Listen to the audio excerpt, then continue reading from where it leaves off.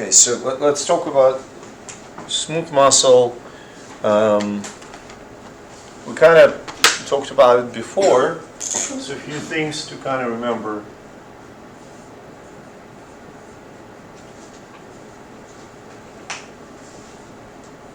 So we've got involuntary contraction, right? Always. Spindle shaped.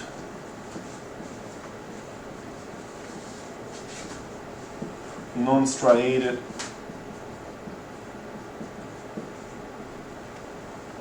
Now remember where striations are coming from? Sarcomeres, which means no sarcomeres in a smooth muscle. One nucleus, stimuli, so nervous, chemical, hormonal, mechanical stimuli. All of this can trigger a smooth muscle contraction. Okay. Next thing, how it is organized. So we're going to start. I'm going to draw kind of a generic smooth muscle. So here's the smooth muscle, spindle shape, right? Let's say you have several of them here. Okay. So first of all, smooth muscles often, very often, are connected to each other by gap junctions. Okay.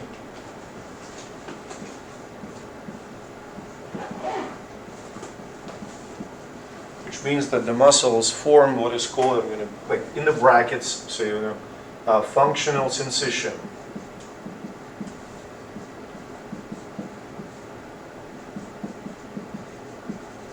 So what does that mean? Functional, well, functional, right? They work together. Syn together as one, cytium cells. So cells in the smooth muscle layer are all connected. And because of the gap junctions, they communicate with each other.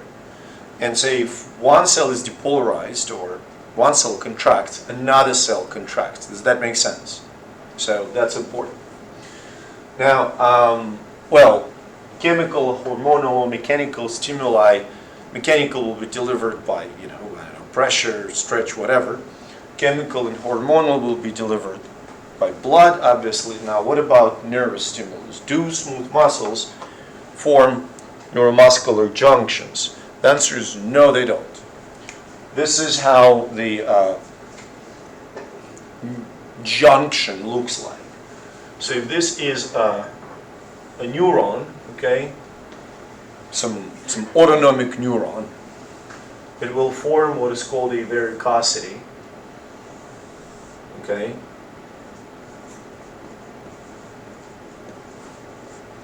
And varicosity, it's just a term, an anatomical term for that structure, and it will release neurotransmitter. And you can see that neurotransmitters kind of diffuse. You see what I'm saying? So this structure right here, where varicosity releases neurotransmitters, sometimes is called junction en passe or diffuse junction. Right? So far makes sense? Just terminologically. Now, as I mentioned here, smooth muscle is non-striated, which means it does not have sarcomeres. Does it still have those same myofilaments, thin filaments, thick filaments? Answer is yes, it does. So you still have thick filaments,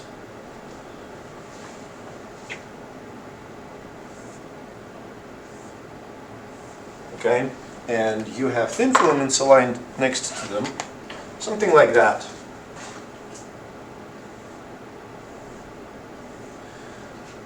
Now it's obviously not a sarcomere, but you see that there's thin filaments here, here, they are all connected to each other. They all are connected to the same point. This is the physical structure. It's called a dense body. Now, dense bodies in the smooth muscle are oriented in the spiral fashion, like this. Okay, so they go beyond and then here and here.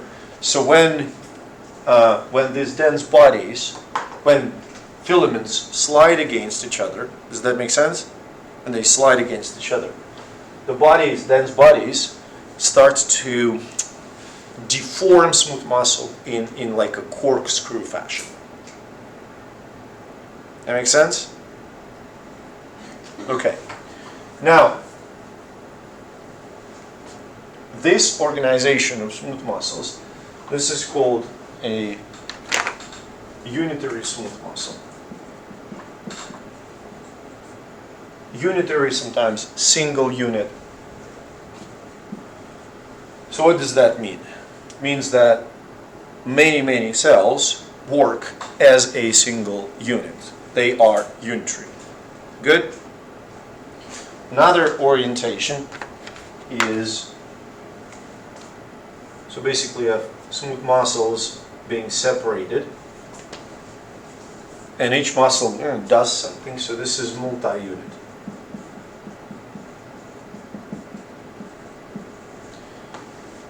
So what's the difference? If you would look at the location of unitary or single unit smooth muscle, it's going to be hollow organs like your intestines or your stomach or your blood vessels or your urinary bladder, where you have a macroscopic structure, okay, pretty large structure that needs to contract at once. You see, like your entire stomach has to contract, or your urinary bladder has to expel urine. You see what I'm saying? So this will be a unitary smooth muscle. Multi-unit smooth muscles will be found in the organs that, they're very small and they produce weaker but more controlled movements. Good examples, ciliary muscles in the ciliary body in the eye, so they will control the diameter of the lens, and the iris, so diameter of the pupil. Very small, very precise movements. Okay, we're good so far? Good. Now, one big concept that we're going to be touching upon is how muscle actually contracts. Like what's going on. So we already figured that there's no sarcomere. Turns out there's practically no sarcoplasmic reticulum, or very little. It still needs calcium though. And it gets calcium from outside the cell. So how does that work? Imagine that, I'm going to draw this as one big smooth muscle cell. Obviously, there's nothing in common shape-wise, but it's just easier. Okay? So what happens first? Calcium is taken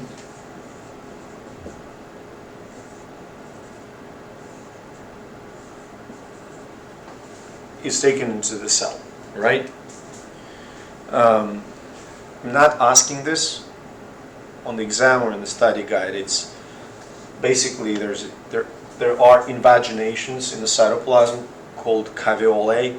They just bring calcium in. So when in the cell, calcium interacts with the protein called calmodulin.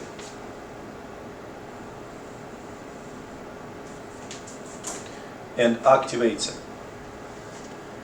So red one is calmodulin. Sometimes the complex between calmodulin and calcium, listen to the words, called tri-C or triple C. Calcium calmodulin complex, often abbreviated as CCC. The role of this complex altogether is to activate another protein, okay? I'm going to make it triangular, just for kicks. So it was not activated, and now it is activated. Okay? So this purple protein is called myosin light chain kinase, or MLCK. Now, at least 3 words should be familiar to you. Myosin light chain. Now, what the hell is kinase? Kinases, as proteins, as enzymes, they facilitate the transfer of phosphate, okay, onto something, in our case, myosin light chain. Okay. To illustrate it, I'm going to draw kind of a schematic representation of this. So imagine that this, this here is myosin. Okay? And this is ATP. Right? So ATP, adenosine triphosphate, it contains phosphate. You with me? It contains phosphate. So myosin light chain kinase facilitates the reaction of transferring one of those phosphates onto the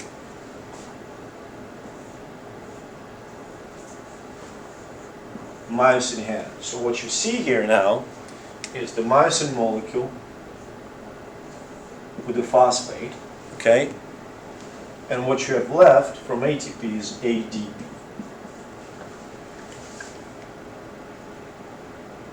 Does that make sense? So when kinase is slapping phosphate on the myosin light chain, that makes myosin functional. It can form a cross bridge with actin and start contraction. Does that make sense? Good. So let me just go over each step one more time, and then we will move on. So calcium is taken into the cell, binds to protein called calmodulin. Okay. Calmodulin, in complex with calcium, gets activated, activates myosin light chain kinase.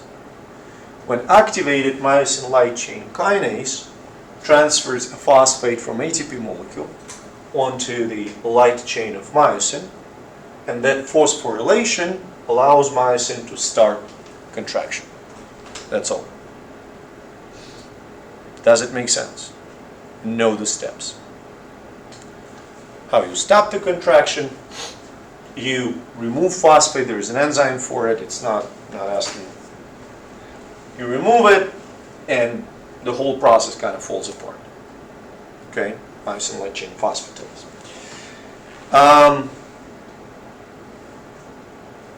Yeah. So that's kind of the basic mechanism how contraction in the smooth muscle is initiated. Then you go through your regular cross-bridge cycle and all, but still calcium is needed.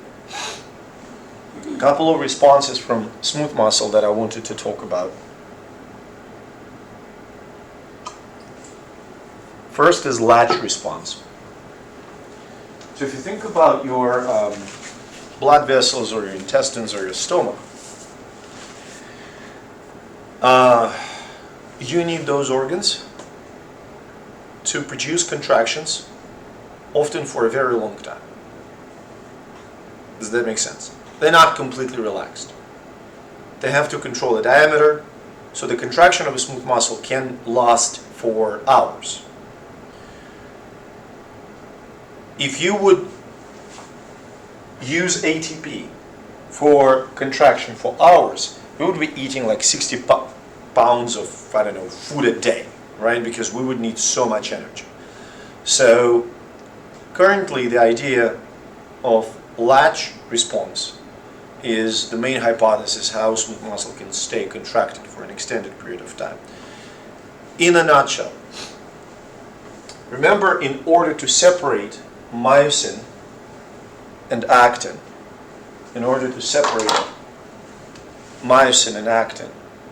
it has to bind ATP. Okay?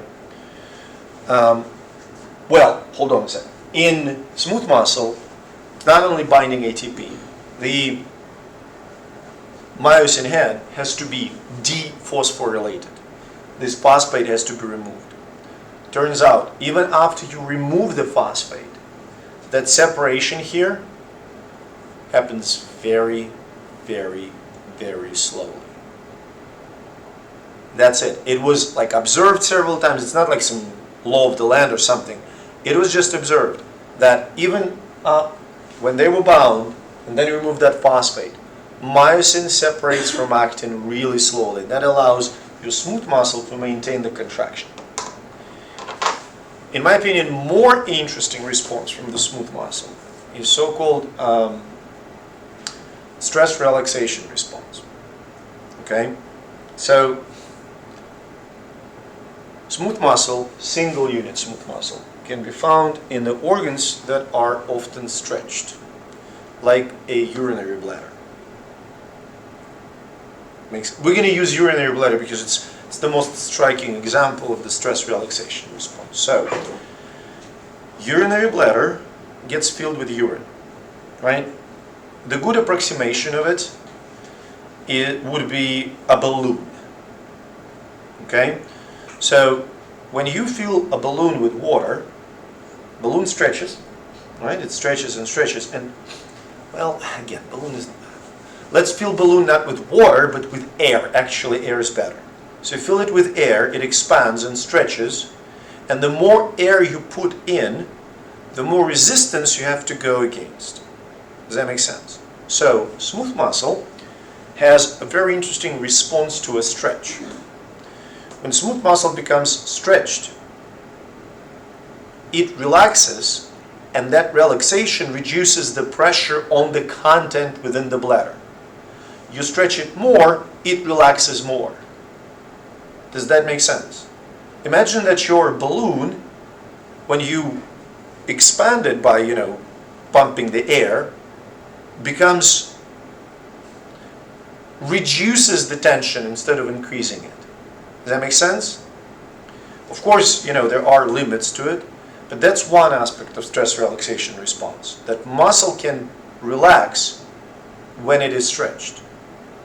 But that also enables smooth muscle to contract when it is stretched.